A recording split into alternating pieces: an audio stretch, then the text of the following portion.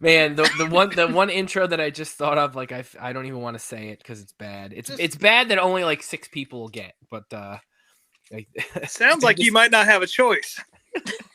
Well, no, because I don't. It's about a monster. It's referencing a monster truck driver that got popped for kiddie porn. Oh, you got to use that then. No, because it's Ashley. Ashley was being DM'd by this guy, and oh god, I had to tell. Well, that we to don't my got to talk about that. I know it's. I don't think anybody. The thing is, I don't think anybody will understand the reference unless you're like one of the like absolute nutcases like me that are on like one of the 3 old school monster truck Facebook groups. Because like there was one thread on all those pages. And it was just locked, like no comments. Like we're not going to talk about this, but Mike Wine got arrested, and that's that. And I like my buddy was texting me yesterday about something, and I brought up the Mike getting arrested, and I told him like he was like he was like I don't know, like you want to have hope for the best. I'm like well I can tell you he was definitely creeping on my friend. That granted. You're of age. And Ashley's only 14 years old, too. You know? But still much younger than him. Yeah. Still substantially younger than him. Yeah, the sliding scale. Yeah, I can't remember exactly what... I can't recall him really saying anything creepy, but he was just in there all the time. Yeah, that's what I told Chris. It was like he didn't do anything too bad. There's no dick pics or anything. But it was like he definitely he was unlike searching some for people. He was trying. He was hoping. Yeah. But didn't he have a wife too? Oh yeah, he's got the That's never stopped anybody. I hate to break it to you, but the show's already started. This is good. Oh no. Sorry, Mike. Well, you're not gonna hear this. No. Can you listen to podcasts in jail?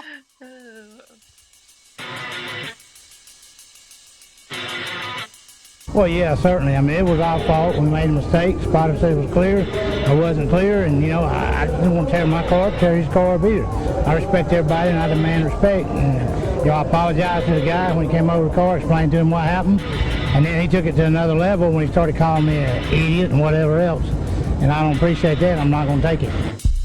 Told him how I feel. I called him out. He didn't show, and so I'm good with it if he's good with it, but I'm not going to be disrespected by no means. Yeah, I guess I had a dinner date at Applebee's last night that I didn't find out until it was too late. It's a shame. Love their riblets and boneless wings, but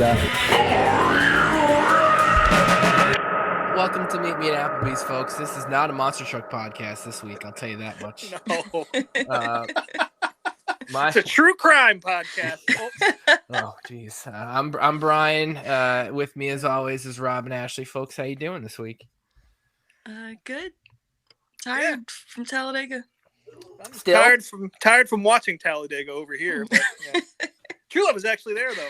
I was there. I got jet lag from the 5-hour drive. How many hour drive is it from Georgia? 2.5 hours. 2.5 hour drive. Excuse me. But there is an hour time change, so Oh yeah, it definitely fucks you up. Really, for sure. Really throw you for a loop. Well, did you stop at Applebee's on the way to the track? No, we didn't have time. We stopped at Waffle House. I don't think Mike would have been there anyways. He didn't make the race, so he did not make the race. So I'm assuming. I mean, he might have went there and like cried afterwards, but then he went home. He's waiting for somebody to show up so he could whoop their ass. Oh man, that would have been sick. I can't. I understand. I don't even know what I would do if I just.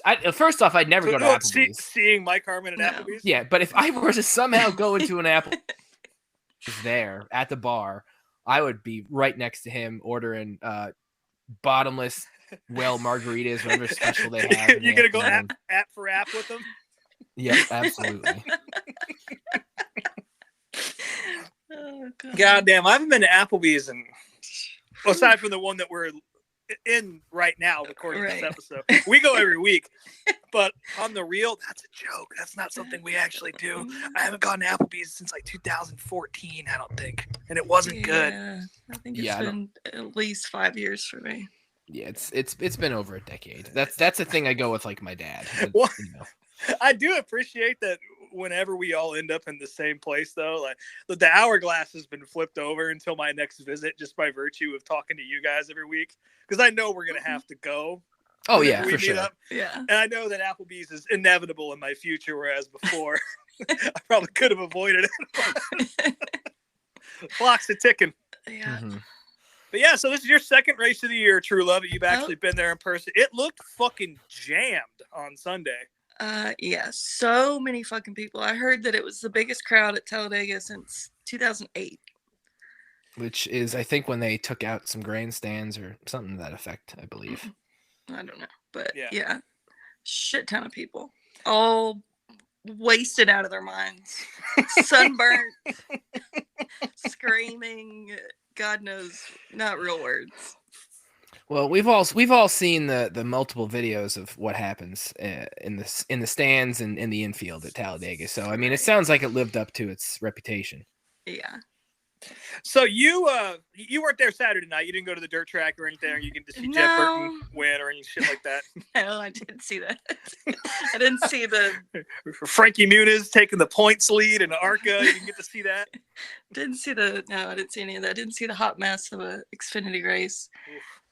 Didn't party on Talladega Boulevard. We just went for Sunday afternoon, just in and out.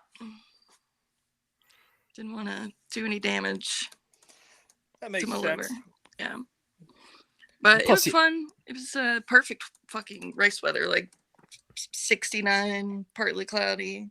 Yeah, I mean that's what you want. I mean, plus you had a new friend there. I don't know if you want to talk about that. Yeah, there's this girl Emily who messaged me on Instagram, old social media, bringing people together, and she drove 4.5 hours by herself to go to her first Talladega race and didn't know anyone there. So we met up and hung out and ended up having a good time. Like, I know from my personal experience as a female race fan, when I was younger, I wish that I had more people to go to races with. Right. Mm-hmm. So yeah, I mean the first Cup race I ever went to was by myself as well, and I still do that from time to time. But yeah, it's I'm glad you linked up with her. I hope she had a good time. I assume she did. Yeah, she did. She loved it. So yeah, I can commiserate. Like, I know it's probably different being a woman, but like it's cool to link up with folks and make friends through all this. And yeah, that's awesome. Yeah, for sure. Yeah, that's fine. So I'm the only one on the show that has not yet been to a race this year. That sucks. That's true. That's fucking lame, buddy. To be fair though, the weather has been shit here, especially here in Ohio. Like the last couple weekends, there have been races scheduled, but they've been rained out. So you guys I just haven't had had the opportunity. Half the All-Star Circuit of Champions schedule run through there, and it's all been canceled. So yeah, I did just get my Darlington tickets last night, so those are all sorted out. So nice. Which Darlington, the one coming up or the one in the fall, the 500?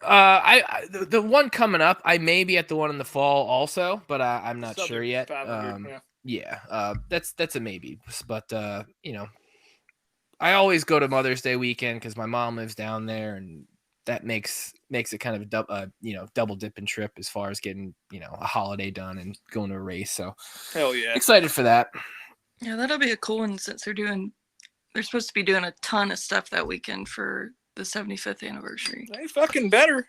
Yeah, I'll be going Saturday also. So I haven't hit up any contacts for any pit passes yet. But if any of my friends out there that have ins want to send me some DMs, by all means, do that. Slide right on in and talk to Brien. Get him access.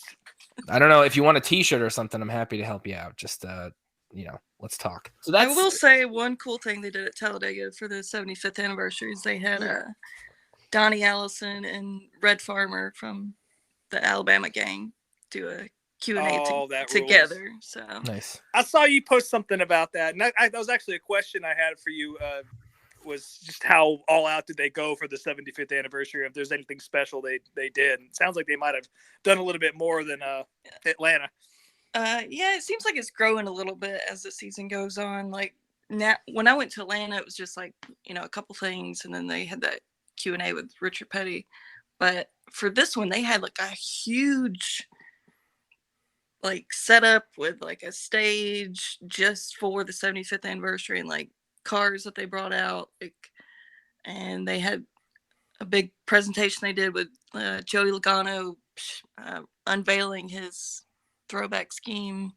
All right. I don't know if you guys saw that. I Yeah, did. the Penske one. The old Penske. The Matador. Yeah, I mean, there haven't been a ton of schemes out yet that I've been incredibly impressed by. It's some decent ones, but I think that's probably right at the top of the list right now. So here's a question, and maybe this has been answered all over the internet and I just missed it, but is Darlington even still considered to be a throwback weekend by the entire garage, or is it being saved for North Wilkesboro?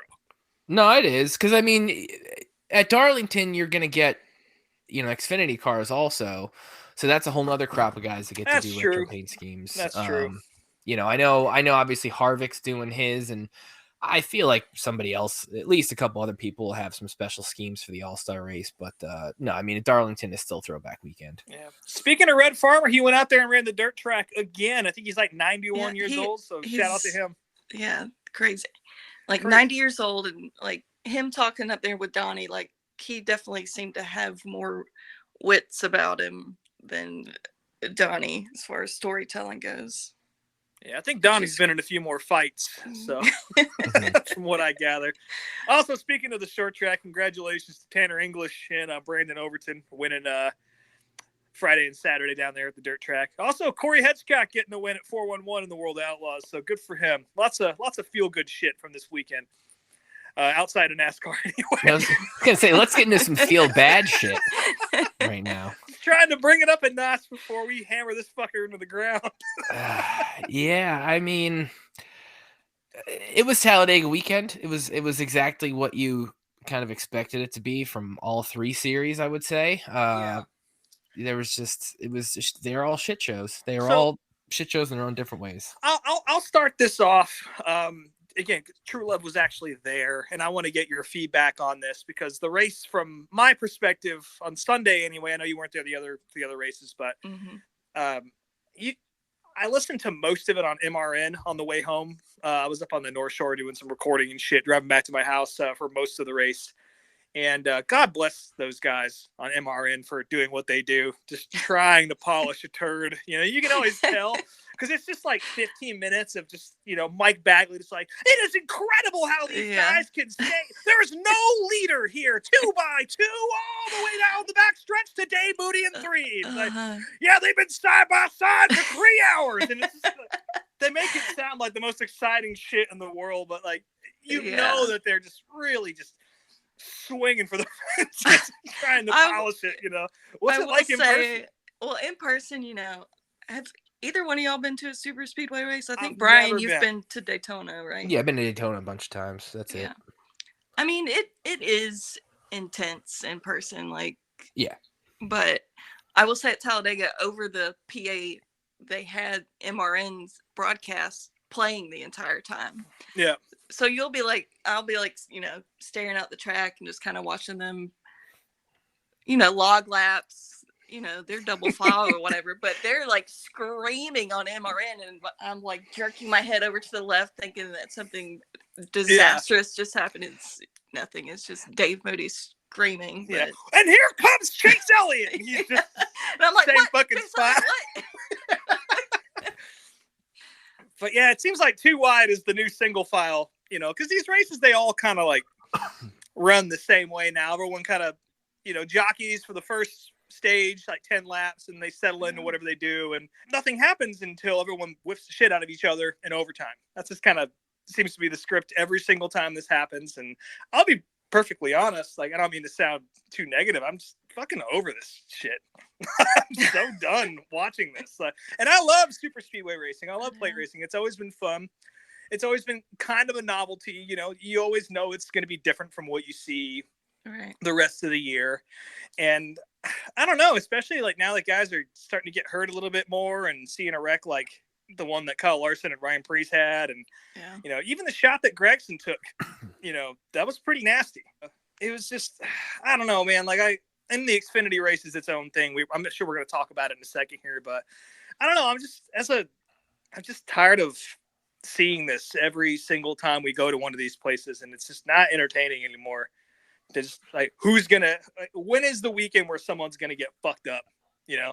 I don't know if it's going back to last week, if it's a horsepower thing or if it's all aerodynamics or a combination of both. But yeah, I mean, the racing the last year or so, it's just incredibly boring until somebody makes a big mistake. Not that that isn't necessarily par for the course for most super speedway races, but I know I watched Sunday night or Monday, within the last couple days, I watched some video on YouTube where they kind of went over the different last few generations of plate racing and how guys drove on the track and how packs formed and all that stuff. And I definitely feel like we're getting the worst version of that right now, and it just isn't. Like Rob said, it's really not super fun. And it's, you have it on in the background. It's nice to have on, I guess, while you're doing stuff around the house in the middle of the afternoon on a Sunday, but it's just like, you're not glued to your TV like you are with other stuff.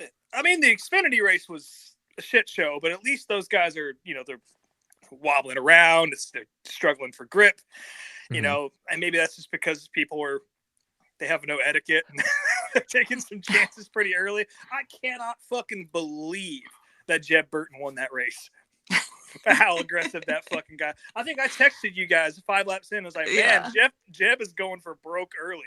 And the fact that he was able to keep it clean and then win that shit is like, he must have done a few Hail Marys and, I don't know, sold his soul in the same spot that Kyle Larson did to get the Hendrick ride. Because, man, he was going for it, man. I'm really fucking surprised to see that he didn't end up, wrist deep into the fence. He was a scorned man, heartbroken, trying to avenge his loss. Yeah, and how about with another checkered flag? Yeah, but hey, he won it legit this time. People kind of shake their heads at rain shortened races and all that, and this is where his only other win came from. So good for him on kind of proving himself in at least the super speedway arena and getting a win for Jordan Anderson. I know that's a big deal since Jordan almost died here at Talladega last year. So that's, I don't care for Jeb Burton a whole lot, but I'll accept it.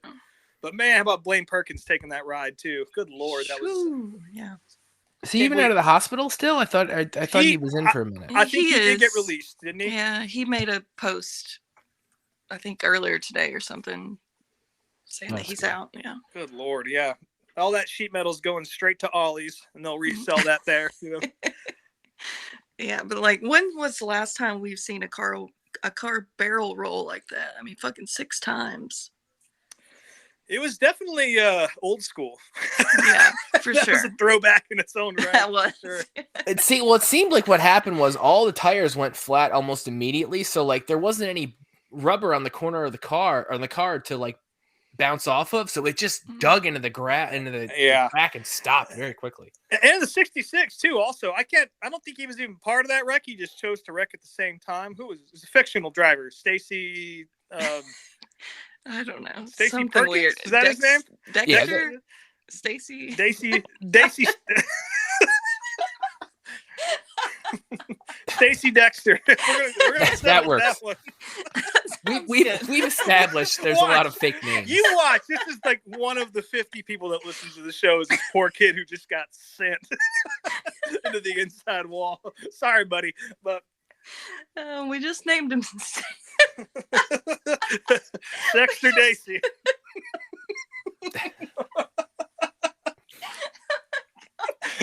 Seriously, who the hell is that guy?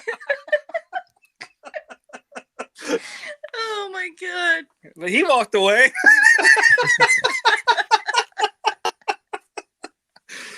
Oh, fuck me. Fuck. So yeah, Jeb Burton won that race, and it was what it was. Oh god, I'm crying. But yeah, I don't know, man. I'm kind of over the super speedway thing. From a fan standpoint, it's just, I don't know, it just doesn't do it for me. And like, again, sorry. His name is Dexter Stacy. Dexter Stacy. So we are gonna do right by him. Dexter Stacy driving the 66. Who the fuck names their kid Dexter? Seriously.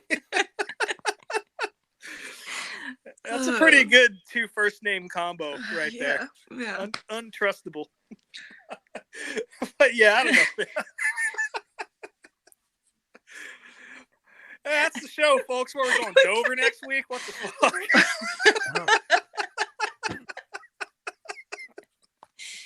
Oh, we've gone off the rails very early. We have. It's all good, you know. But,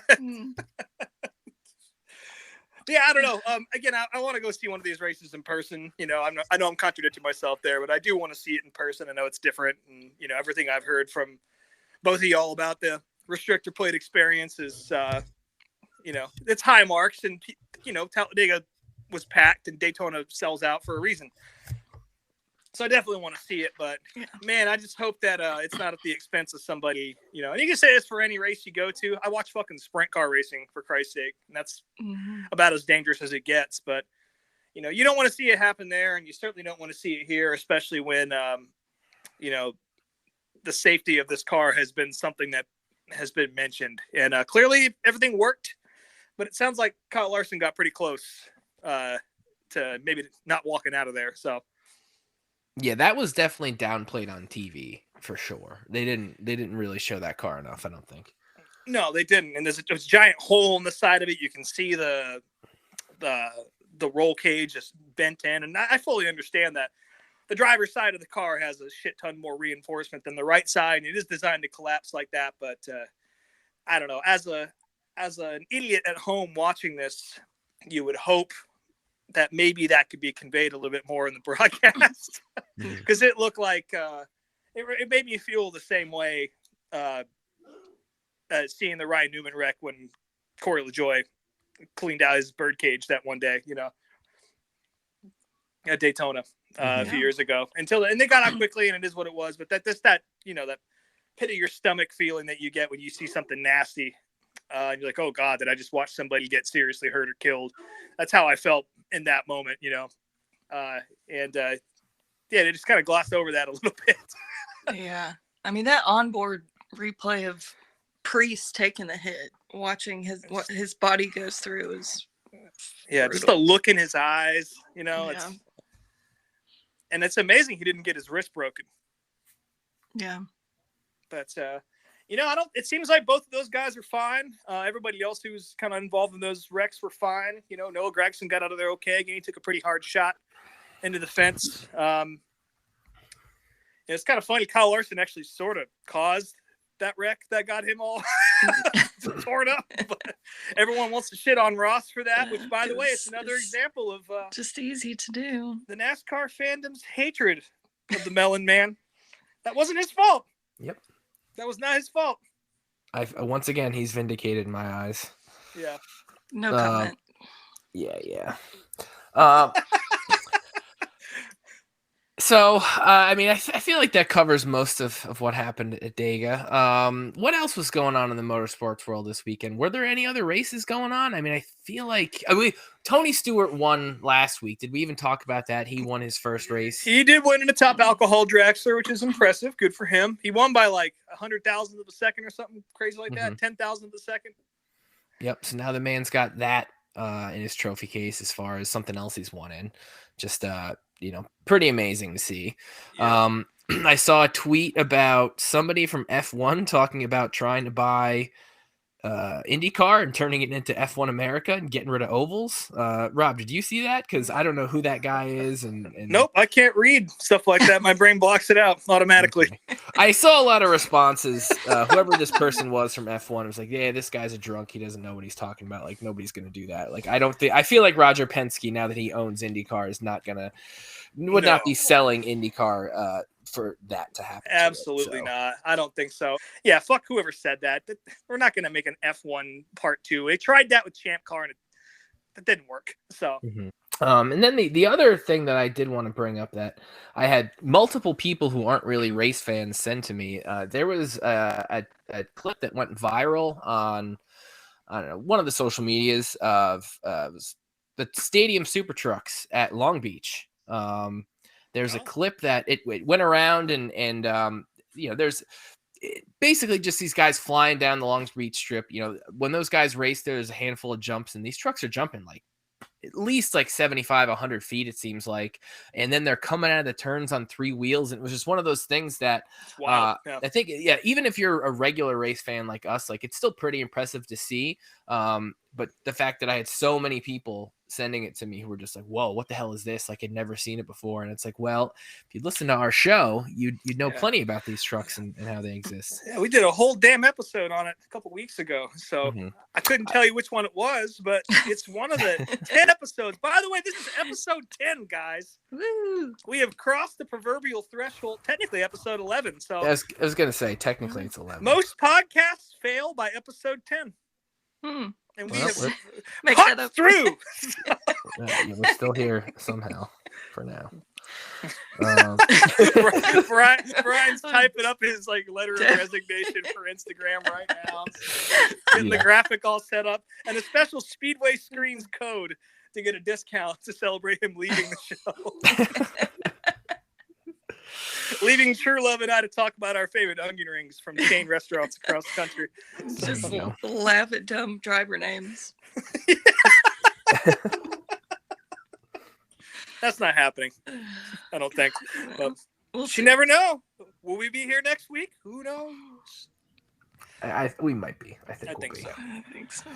But yeah, what else happened in the racing world? Kyle Larson won in a B mod or whatever the fuck that was, or an IMCA IMCA mod. My least favorite mods. My least favorites. Yeah, I think we may have talked about this last week. I can't remember what week is what. I was kind of out of the loop on racing this weekend. I had some stuff to do that I couldn't sit in front of my TV in the bar downstairs and just be hooked all weekend. World Outlaws did get snowed out. Or at least froze out at Knoxville. A lot of people were pissed about that. In fact, that was going to be where my Darth of the Week came from, but NASCAR itself actually did something. And we'll get to that in just a second here. But come on, man. No one's going to come sit out in fucking 20-degree weather and watch sprint cars anymore. I'm sorry. It's not the 1940s or whatever people are trying to compare it to. But yeah, no. I mean, I love racing, but that's no thank you. And this is coming from a guy who freezes his ass off every single year to go to the icebreaker at Thompson. Yeah, I was gonna say you were just at a race that was, and it was miserable. It was awesome, but I left before the street stocks came out. But I mean, look, like these guys got to travel a long way. The World Outlaws is a big deal, and Knoxville needs that money. And sometimes it's cheaper to cancel a show than it is to run one.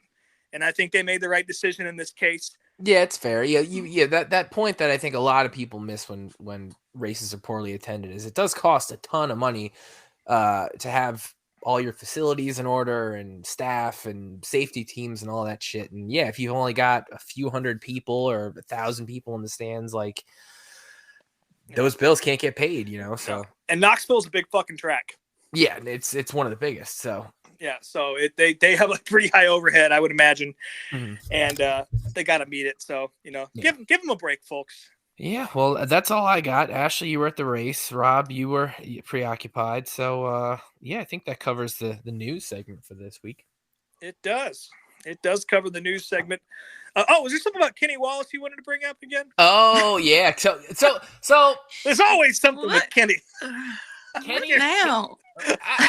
I've thought about this for a minute, and there's part of me that feels like, okay, so for those who missed it, Carl Edwards was announced as one of the 75 greatest drivers in NASCAR, which is really no surprise. He's earned it. But I don't know if it was Wednesday or Thursday of last week. Somebody tweeted Kenny Wallace about it, and Kenny tweeted that he had tried calling Carl.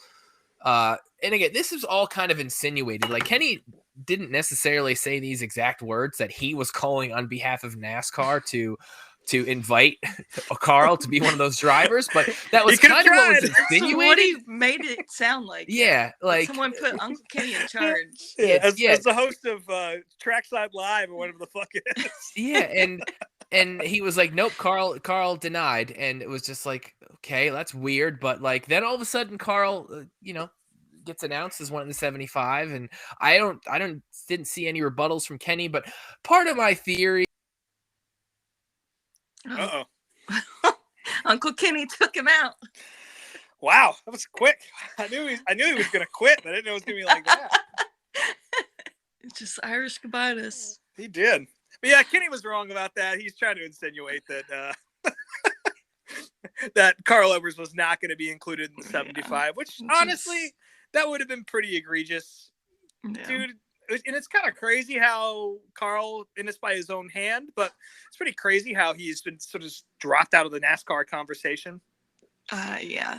I kind of imagine it in the same way that Tim Richmond just kind of disappeared, after his untimely exit, Right. How he's just a legend and a championship contender, and all of a sudden he's not, and then the whole world just moves on and doesn't even think twice about it. Yeah. And I think that's a damn shame, because Carl is out of all the people they've added, like, if you're going to put Casey Kane in there, you got to have Carl Edwards. Yeah. Gotta have cousin Carl.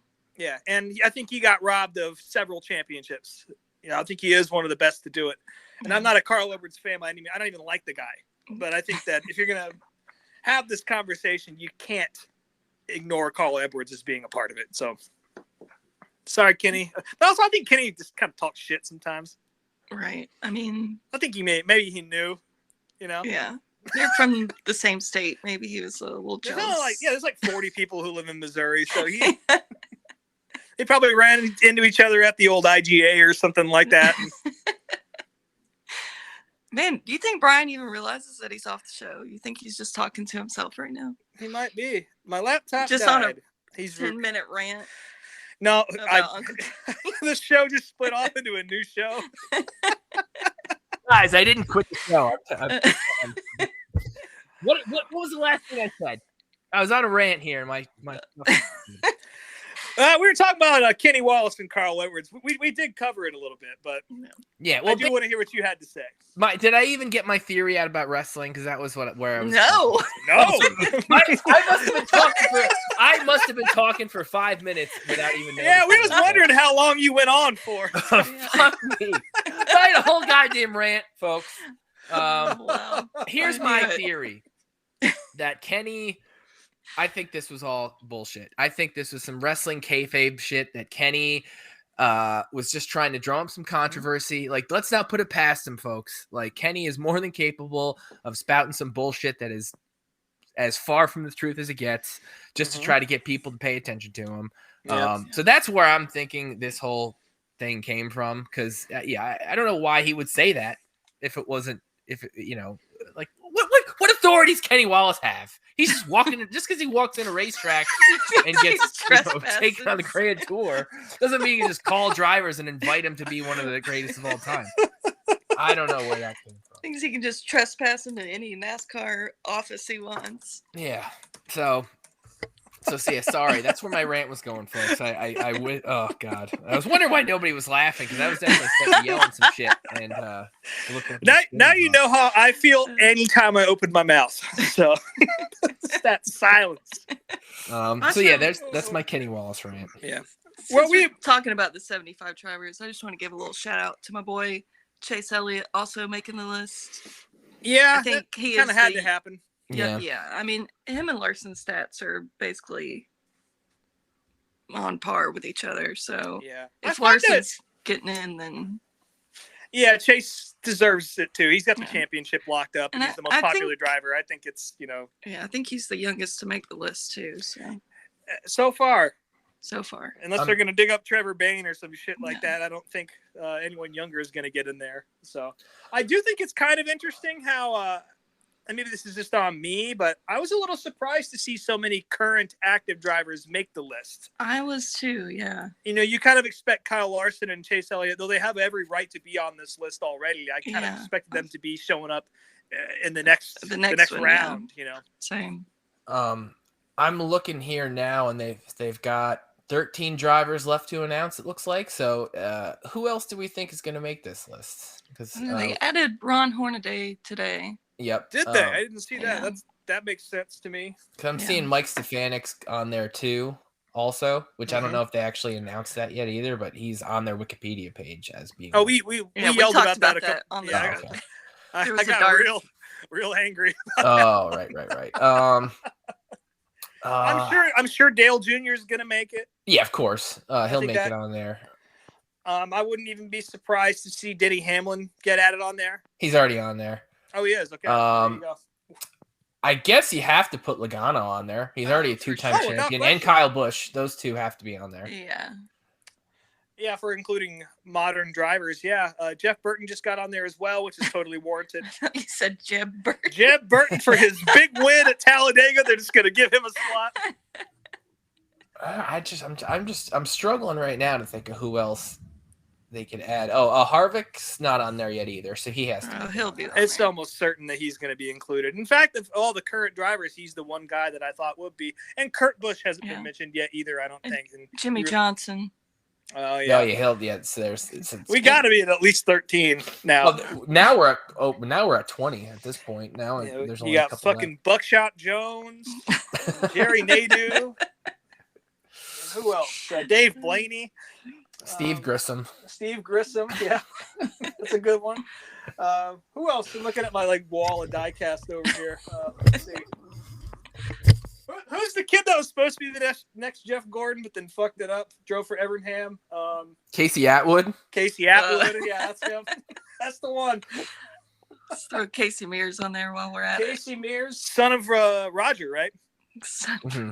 Not son of Rick. That just about covers it. That's it. Yeah, I think so. You heard it here first, folks. Place your bets now. Stephen Wallace. He's the last one. So not Kenny though. No, not Kenny. So yeah, I guess now it's Darf of the Week time. Rob, who we got as Darf of the Week? Like I said, it was originally going to be directed towards World of Outlaw fans who were mad that Knoxville canceled due to the weather. But then mid-race on Sunday, NASCAR on NBC, so it's not even a fan this week. It's an actual media entity is taking home the award. Eric Almirola, of course, wins stage 2 by about, I don't know, a hand width. I don't know, 6 inches. Yeah. And NASCAR and NBC, whatever child they chose to run the social media that day, and I'm intern. It pains me to say this out loud. Well, you're gonna have to. And this is literally how it is spelled on the page. NASCAR on NBC says Eric Almirola is widowy winning stage 2 at Talladega. God. Oh. I'm going to quit this fucking show now because I had to say that out loud.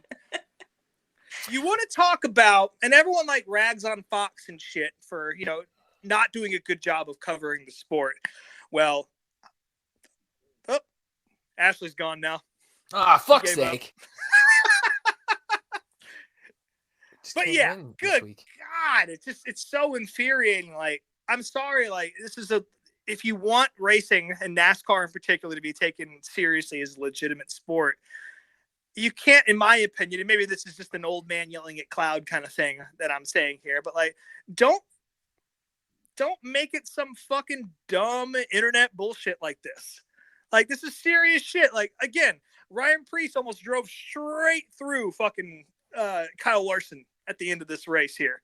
And then we're going to go ahead and present a literal news piece with some dumb meme fucking Gen Z bullshit here. No offense to Gen Z out there. It's not all of you guys. It's just some of the shit.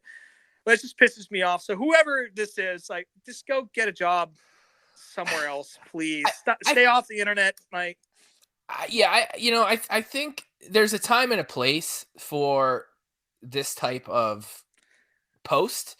And I would say while not as a stage update. Yeah, while the race is not one of those times. During the week, if you're recapping, what happened or trying to preview this, go ahead, post some dumb meme bullshit if you want. That's fine.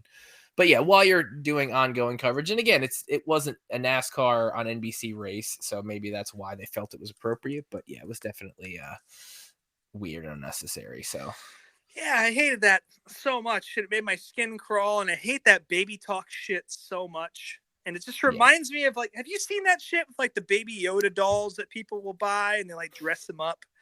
And, take them to Starbucks and shit, and it's I don't. Oh, my little baby is so thirsty, that kind of shit. Oh god. So I feel I don't know how many of our fan base I'll piss off by saying this, but I'm not a Star Wars guy. I've seen any of them, maybe bits and pieces. Now I saw the first new one in 1999. That piece of shit.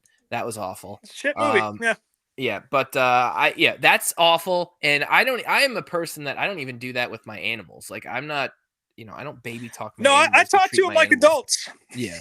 Talk to them. Talk to my animals like adults. I talk to them like the adults that they are. God damn it. Yeah, I want. So this week's dart for the week, your sentence is to just go fucking sit in the corner with your baby Yoda doll and smoke whatever bubblegum fucking cartridge you have, and just think about how you're dragging this sport into the toilet. Well, we've got a video of the week, and this is another sort of personal indulgence of mine. But before we get to the actual video of the week, I do have to update our listeners on last week's video. So I know I said I would be on the lookout for any updates on Mr. Rainer Review's ARCA car, if and when he does anything with it, and I was able to find one. For whatever reason, when I was doing my research last week, his Instagram was private, but this week it was public again. So I was digging through that, and it turns out roughly 4 months after that first video came out, he sold the car. So unfortunately, I'm not surprised. And it rained on Saturday. Yeah. But so unfortunately, that 3-video saga is all we're gonna get out of Mr. Random Review. But it was a great one, so thank you for that. 30-minute content. Thank you for your service. His wife probably made him sell it. Well, he needed to buy 6 more Crown Vics, and one of them he turned into a bullet Crown Vic, like Steve McQueen's for some god awful reason. So, of course, he fucking did. Yeah, he's starting his own police department. So,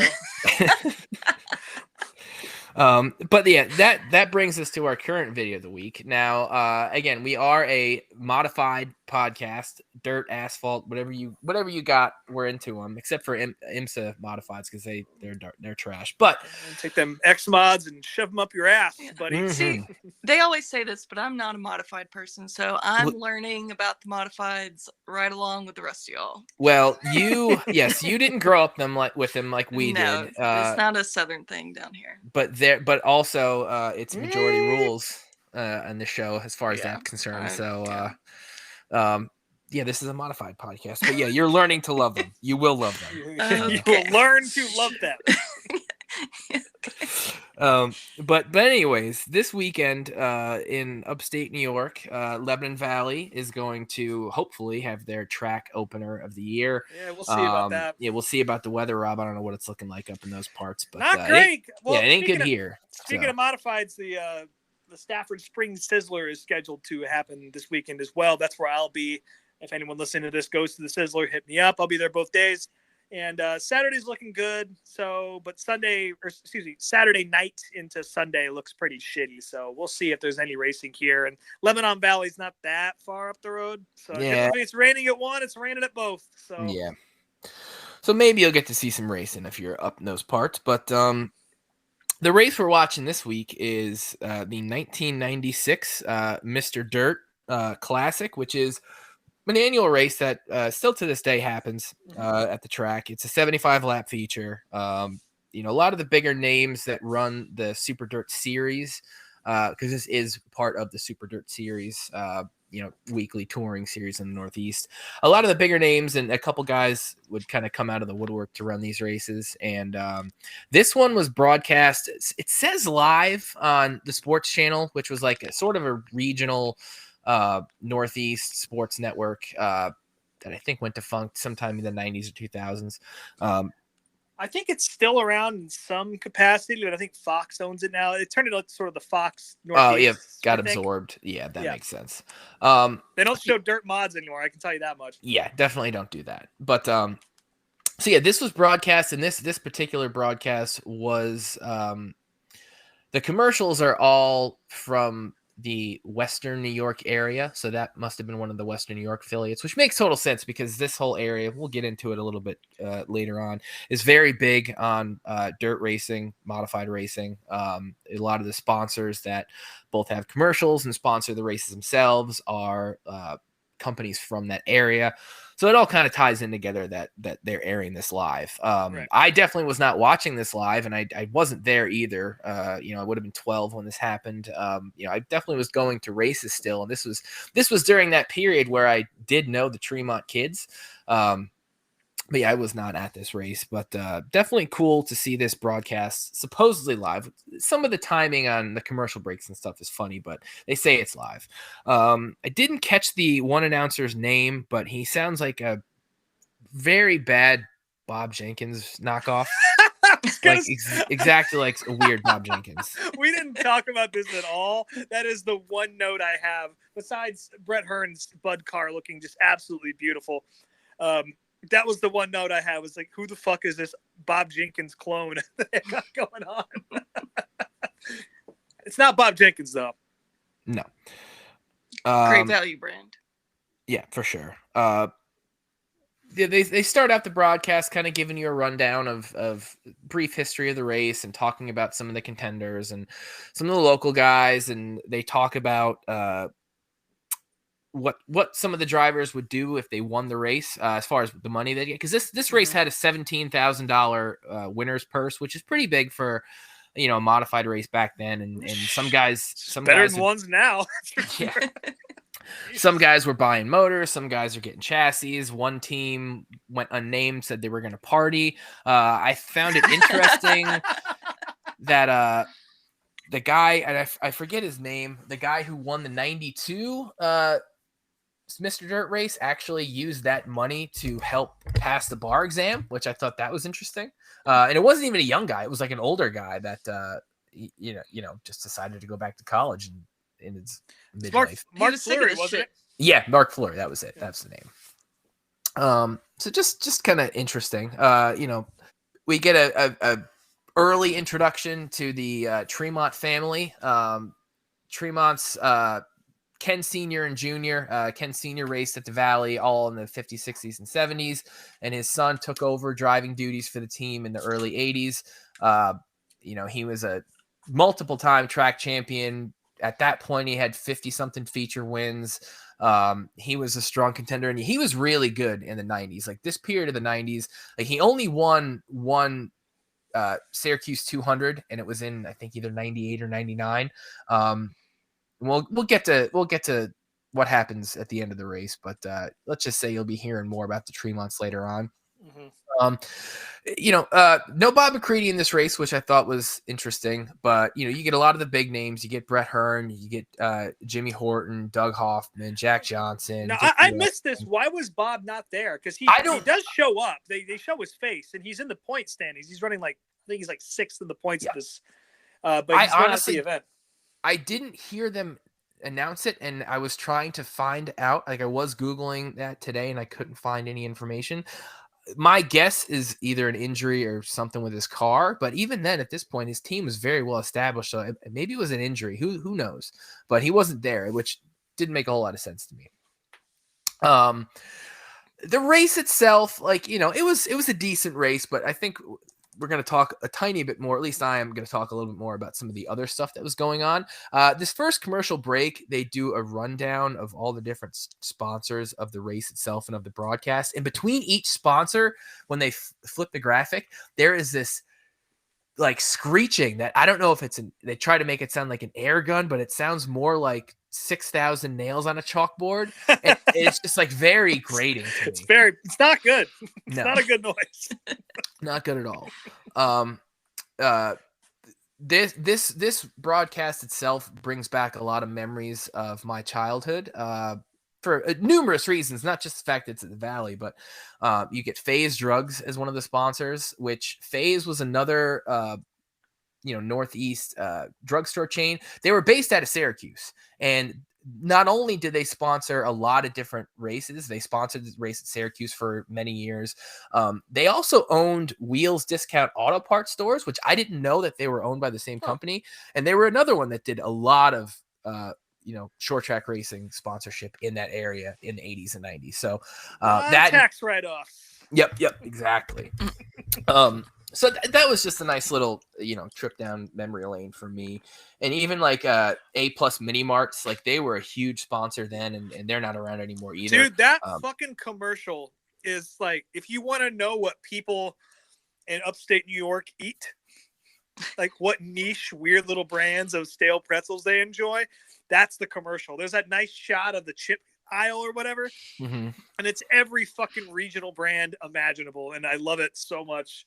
Yeah, I mean, this type of stuff is why I love watching old broadcasts, because like, you know, you're not going to find, like, if there's ever any sort of streaming service or this, you're not going to find footage like this. So digging these old broadcasts up is just great, especially with the commercials included. It's like a dual purpose watch, because this is a really good looking rip of the video, mm-hmm. or about as good as you can find of this quality, or of this era anyway. Mm-hmm. And then, yeah, like you said, all the commercials are intact, and it's a lot of great stuff that you would see during a NASCAR broadcast at the time too. Yep. Speaking of that, there was one Busch commercial with Dale Earnhardt at Darlington. I love that one. Yeah, that was a good one. After that break, really not a ton going on in this first segment of racing. Jack Johnson wrecks out early. He had he drew very low as far as his starting position. So kind of like Brett Hearn when he gets in his wreck later on. Yep. Those guys in the back just get caught up in other people's messes. There's another commercial for a Lincoln Town Car, and it is $459 a month to lease that fucking thing in 1996. That has to be like $800 in today's money. They're paying $17,000 to win. I mean, maybe the 90s were a better time after all. Yeah, like the other end of the spectrum, that later on in the show, while we're talking about car commercials, there's an Infinity commercial, which is like an art piece, and I forget which actor that they used in those commercials at the time, but like just completely separate. Like, I actually shouldn't say, they're still going for the same sort of market, like someone who wants to spend too much on a luxury vehicle, but like if you're going in that direction, I feel like if you're not going in Ford, Lincoln, Mercury, Cadillac direction, like, are you gonna go Infinity? I don't know. A guy watching a Saturday night dirt modified main event, what luxury car is he gonna buy? I feel like it's probably not gonna be an Infinity. But... No, he's gonna lease that fucking Cadillac for almost $500 a month. Later on in the show, so back to the racing part. Jimmy Horton, he's been running up front most of the night. He ends up tapping the wall a little bit, which I guess knocks his radio out. And he says later on in the race too, it kind of screwed up his rear end a little bit. But that's, even though the radios aren't as integral as a racer in these types of cars as they are in, say, NASCAR, it's still an important tool that you need. So yeah, obviously it's going to be tough to race without that. And then from here we get the big wreck with involves a few different drivers, but you've got Brett Hearn and Kenny Brightbill being the two big name guys. Hearn, the passenger side of his car is just completely destroyed, and he's out of the race. Later on, there are more commercials, and there's actually 3 different commercials for dirt clothing. There's one that is a t-shirt for the show itself, like Rush Hour on Dirt, I think is the name of the program. That's the name of the show. Yeah. So there's a shirt for that.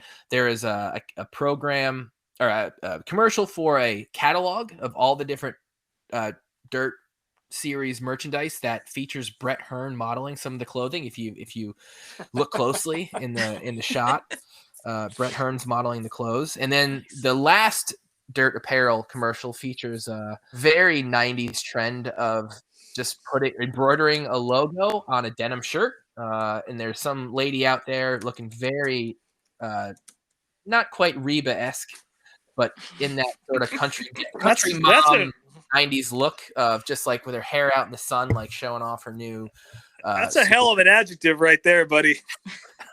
Reba-esque. Reba-esque. not her hair, not really Reba. Obviously it's not red, so that's a big one. Embodies my entire look in the 90s.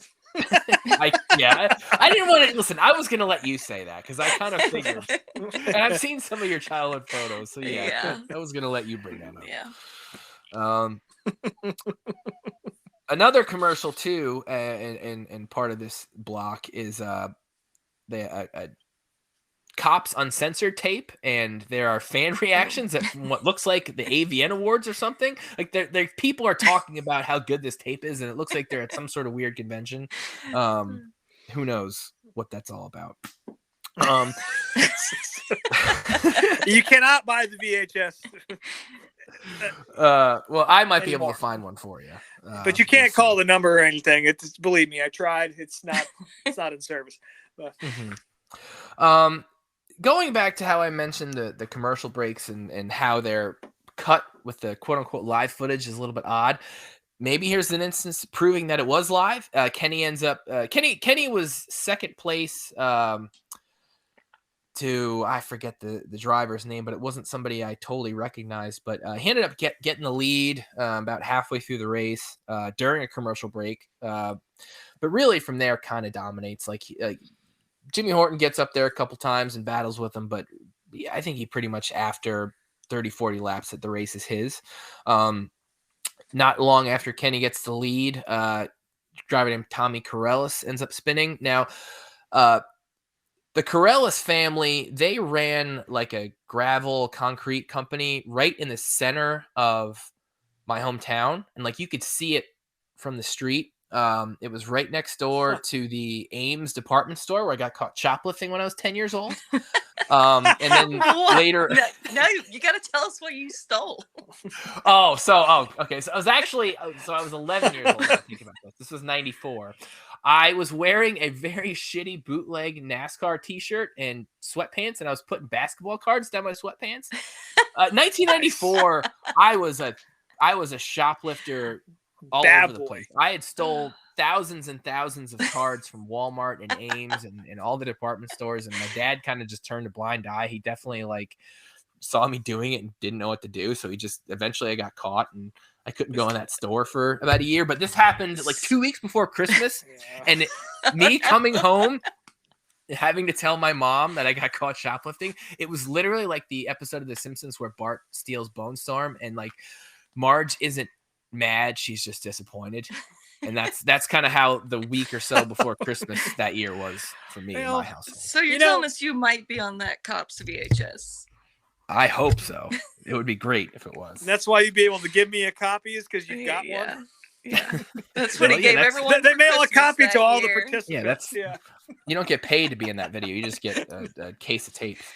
Well, so, anyways, well, before we move on here, for those of y'all who don't know, Ames is long gone. So, Brian, I think you won.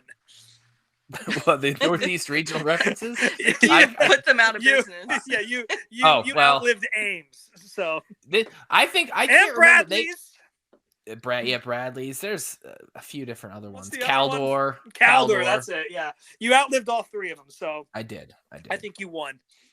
So, anyways, the Corellises, they were next door to this department store, and there was this part of their property was a sand pit we used to ride our bikes and do dumb shit in. I was never a Corellis fan though, because he would battle Kenny Tremont a lot, so I was never a fan. Even though I think one of his kids too even went to my school, wasn't a fan of him. So he ends up spinning. Corellises have a lot of Lebanon Valley history. Blah blah blah. Mm-hmm. They briefly interview Ken Sr., who they call Lincoln. Apparently, that's what the announcer says. They say he looks like Abe Lincoln, which I do not agree with at all. I didn't see that. No. I don't know where the hell that came from. There's one more wreck towards the end with AJ Romano and Dickie Larkin. Kenny ends up winning anyways. Like they restart with 5 to go, and Jimmy Horton, Doug Hoffman come up towards the end, and Jimmy gets under him for a second, but it's still the race is all Kenny's. They have some post-race footage, obviously a Victory Lane interview and a couple other guys get interviewed, but probably the only real thing to note, the very end of Kenny's interview, after he's getting beer poured on him and stuff, the interviewer says, to paraphrase a song by the rock band Oasis, there's a champagne supernova happening down there in Victory Lane, and his name is Kenny Tremont. That blew me the fuck away. Why? How the fuck did Oasis get mentioned on a live modified race? Like, I granted it's 1996, so they were a big band, but just they were a huge band at that point. Yeah, I mean, just wild to reference them in Victory Lane like that. Yeah. I'd like to note also the interviewer that said that looks exactly like Trace Adkins. Yeah, he did look a lot. I couldn't think of who he looked like. Absolutely. The cowboy hat on, the ponytail. And that's pretty much the end of the video here. The only two is one last commercial break with two things I'll mention. There's a commercial for Area Auto Racing News, and it features footage of a massive cartoon-ish sand sprint car. That's pretty much the most of the commercial is just footage of that. And then there's also another oddly placed commercial. One for the Smoke and Grooves tour by Dr. Martens, including Cypress Hill, Fugees, Busta Rhymes, Ziggy Marley, A Tribe Called Quest, and Spearhead at the Cayuga County Fairgrounds or whatever. Incredible. So just, if you don't give a fuck about anything we're talking about, just watch that video for that reason. It's worth the price of admission, I promise you. Honestly, the commercials were my favorite part of this video of the week. I was like them more than the race. Yeah, that was going to be my summation too. I think all the race itself was kind of ho hum, but it was all the other stuff. And for me, I wanted to talk a little bit more about my local history with Lebanon Valley. I shouldn't even mention too, like I never mentioned this, but the first bike shop I ever worked at, the owner was married to a dirt modified driver, and that driver, his dad won the first ever Mr. Dirt race in 75. Oh, so like I had dirt modified shit all over my life growing up as a child. So this is a time capsule for you, this video. Yeah, that's awesome. For sure.